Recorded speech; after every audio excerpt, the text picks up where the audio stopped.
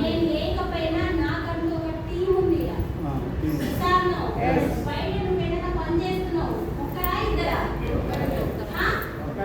నువ్వు పని చేస్తే ఏదైనా జాబ్ చేస్తున్నావు, ఒకరా ఇద్దరా? నేను టీచర్గా చేసినప్పుడు ఒక్కదాన్నే.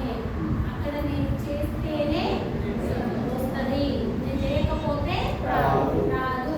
ఇక్కడ నేను ఒక్కదానిగానే స్టార్ట్ అయినా ఫస్ట్. మీరు వచ్చి ఒక్కరు కూర్చున్నట్టే ఒక్కదానిగానే నేను స్టార్ట్ అయినా. ఒక్కదానిగా నేను స్టార్ట్ అయ్యి నాకంటూ ఒక వ్యవస్థని క్రియేట్ చేసుకున్నాను.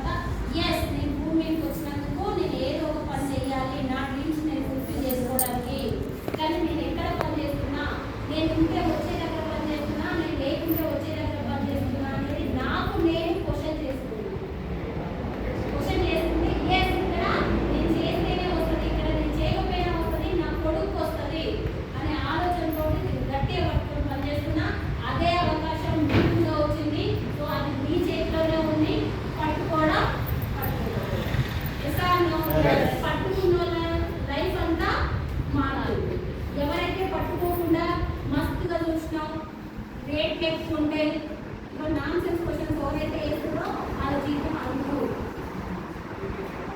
సార్ నో అవునా కదా నిజంగా రేట్ ఎక్కువ అందులోని ఏమన్నా నాకు అర్థం కాదు.